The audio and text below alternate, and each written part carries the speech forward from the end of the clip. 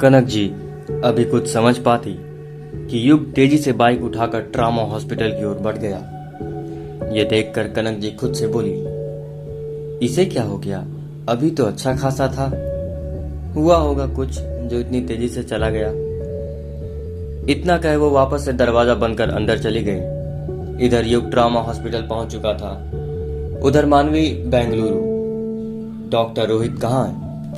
युग ने गुस्से से काउंटर पर पूछा। काउंटर पर बैठी रिसेप्शनिस्ट ने कहा, अभी डॉक्टर रोहित बिजी हैं, वो अभी नहीं मिल सकते आपसे, आप इंतजार कीजिए। ये सुनते ही युग का पारा हाई हो गया। गुस्से में सीधा युग उस ओर चला गया जिस तरफ डॉक्टर रोहित मीटिंग में बिजी थे। रूम में इंटर करते हुए युग तेजी से बोला, डॉक्टर रोहित, मुझे बहुत अर्जेंट बात करनी है आपसे, अभी के अभी।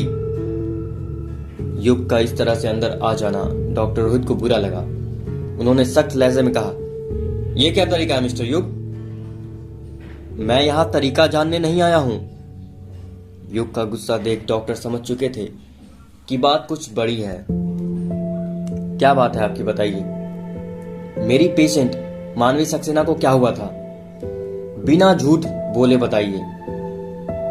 युग की बातों को समझ पाना डॉक्टर रोहित के लिए ठीक वैसा ही मुश्किल था जितना सागर में पानी कितना होगा ये बता पाना।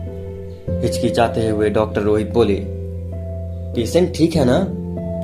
मेज पर हाथ मारते हुए तेजी से युग बोला, हाँ और रहेगा, मगर अभी उसकी कंडीशन बिगड़ रही है। उसे कुछ पैरालिसिस जैसा अटैक आया है शायद। क्या यह चोट लगने की वजह से है? युग की बातें सुन डॉक्टर रोहित बोले, हाँ ये हो सकता है। आई थिंक उसे अच्छे हॉस्पिटल में लेके जाना चाहिए क्योंकि पेशेंट को गहरा चोट लगा था जिस वजह से ऐसा हो सकता है। डॉक्टर रोहित की बात सुनकर युग सन्न था। वो चुपचाप धीमी चाल में वहां से बाहर आ गया और घर की ओर बढ़ गया। जहां एक तरफ युग बेचैन हो पागलों की तरह घूम रहा था, वहीं दूसरी तरफ रमेश जी मानवी को लेकर बेंगलुरु के जानेमन फोर्टिस हॉस्पिटल पहुंच चुके थे, जहां रमेश जी जद्दोजहद कर रहे थे अपनी बेटी को जीवन दान देने के लिए। वहीं मानवी की हालत दिन पर दिन और बिगड़ती जा रही थी। हालत कुछ ऐसी हो चुकी थी कि मानवी खुद के माँ बाप को भी अब पहचान नहीं पा रही थी, मानो उसकी याददाश्त कमजोर हो रही हो। बिगड़ते हालातों को देखकर रमेश जी दिन पर दिन मानो टूट रहे हो। रूंधे गले से उषा जी से बोले, हमारी बच्ची को किसी की नजर लग गई है। क्यों आई थी वो ऐसा अचानक सरप्राइज देने कि हम सबको एक सरप्राइज दे दिया? उषा जी रमेश जी को समझाते हुए बोली, कभी कभी जो होता है वो ठीक ही होता है। अगर घटना लिखा था तो वो घटित होकर ही रहता है। अच्छा तो यह है कि मानवी भोपाल आ गई थी, वरना दिल्ली जैसे शहर में हम उसे कहाँ ढूंढते। उषा जी की बात सुनकर रमेश जी के आंसू अपने आप थम गए। सही कहा उषा तुमने, लेकिन मुझसे अपनी बेटी का ये दर्द नहीं देखा जा रहा। तुमने देखा है कैसे कैसे वो पागलों की तरफ बेचैन होने लगती है जब उसे तकलीफ होती है।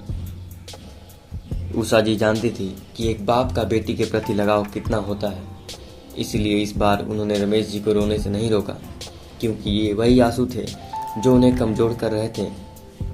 फूट फूट कर रोते हुए रमेश जी बोले, भगवान ने पता नहीं अभी हमें कौन सा दिन दिखाने के लिए भेजा है।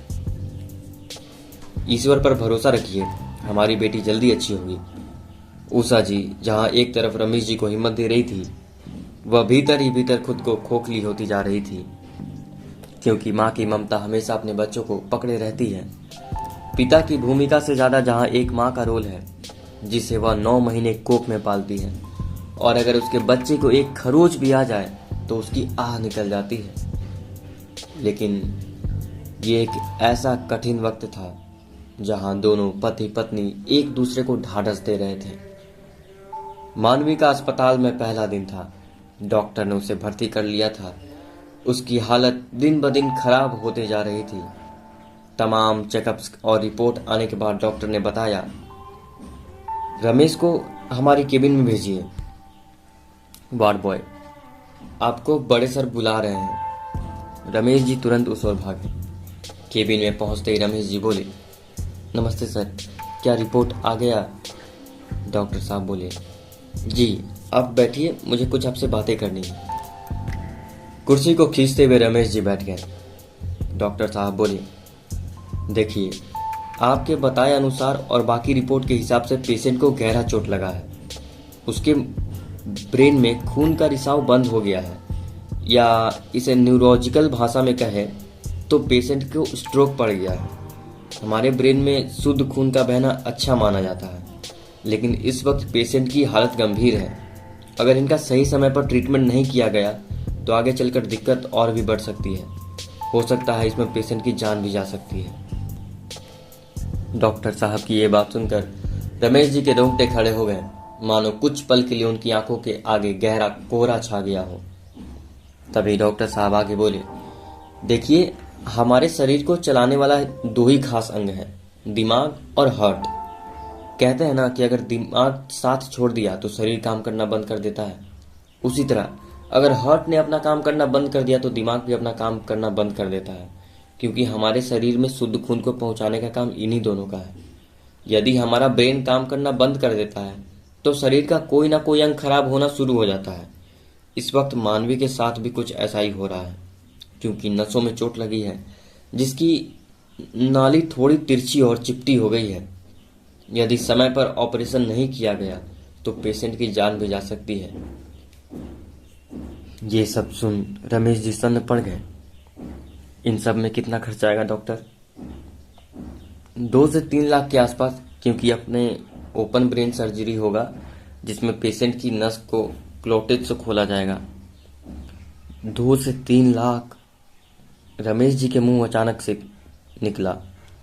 डॉक्टर साहब बोले, अभी पेशेंट की हालत कोमे में जाने जैसी हो चुकी है, क्योंकि पेशेंट के लेफ्ट साइड का पार्ट नीला पड़ चुका है। उसकी आंखों की पुतलियां अब हिलना बंद कर दी हैं, हाथ पैर काम करना बंद कर दिए हैं। रमेश जी की आंखों के आंसू टपक पर नीचे गिरे। आंसू को पोंछते हुए, सर, क्या हमें कुछ समय मिल सकता है? जी बिल्कुल, आपको हम एक और बात बताना चाहेंगे डॉक्टर साहब, आगे बोलते हुए। मरीज की हालत देखकर हो सकता है कि उसे वेंटिलेटर पर भी डालना पड़ सके। इस वक्त सबसे ज़्यादा जरूरी है कि आप लोग हिम्मत रखिए, क्योंकि पेशेंट की हालत खराब है और वो जल्दी ही कोमे में जा सकती है। इतना सब सुनकर रमेश जी का दिल भारी हो उठा। हाथ जोड़े बाहर आ गए। बाहर लगेगा कांच के ताबूत से निहारते हुए मानवी को देखे। बोले, तू अपने आप को अकेला मत समझ, तेरा पिता है अभी, वो कुछ भी करके तुझे जिंदगी जरूर देगा। इतना कहते कहते दरवाजे पर खड़े होकर ही रमेश जी रोने लगे। पीछे से आती उषा जी ये मंजर देखकर डर गई। पीछे से रमेश जी ने कंधे के हाथ रखते हुए बोली, क्या हुआ जी, सब ठीक है ना? उषा जी की आवाज सुनते ही रमेश जी की आंखें बंद हो गई। पुराने धीमी आवाज में कहा, हाँ उषा, सब ठीक है। देखिए, आप मुझसे कुछ छुपाइए मत। मैं जानती हूँ कि हमारी बेटी की जान खतरे में है, फिर भी खुद को अकेले क्यों तकलीफ दे रहे हैं? ये वक्त बहुत मुश्किल है, लेकिन दिखाइएगा और देखिएगा, महादेव हमसे इससे भी बड़ा पार करवाएंगे। अगर उन्होंने जान मानवी को दी है तो कुछ ना कुछ इसके पीछे उद्देश्य होगा। क्या करेगी उद्देश्य लेके उषा? मेरी फूल जैसी बेटी अनेकों पीड़ा के साथ जूझ रही है। कभी उसके हाथों में अगर एक खरोच भी लग जाता था तो हमारी जान निकल जाती थी। अब वो जिंदगी और मौत से जूझ रही है, जहां हम उसके साथ होकर भी नहीं हैं। आप गलत सोच रहे हैं जी, हम उसके साथ ही हैं। ये वक्त जितना मानवी के लिए मुश्किल है, उतना ही हमारे लिए भी। हम जानते हैं इस वक्त हमने अपने दिल पर पत्थर बांध रखा है। अगर कोई है सहारा तो वो ईश्वर है। मैं माँ से बात करती हूँ, वो जरूर कुछ ना कुछ करके ईश्वर को खुश कर लेंगी। चमत्कार देखिएगा, हमारी बेटी भी अच्छी हो जाएगी। इतना कहते कहते उषा जी भी फूट फूट कर रोने लगी। दोनों पति पत्नी एक दूसरे को संभाल रहे थे। एक ऐसा मंजर था जहां परिवार होते हुए भी टूट कर बिखर चुका था। क्या होगा आगे? क्या मानवी ठीक हो जाएगी? क्या रमेश जी की 2-3 लाख रुपए इकट्ठा कर पाएंगे? जानने के लिए सुनते रहिए इस स्टोरी को। धन्यवाद।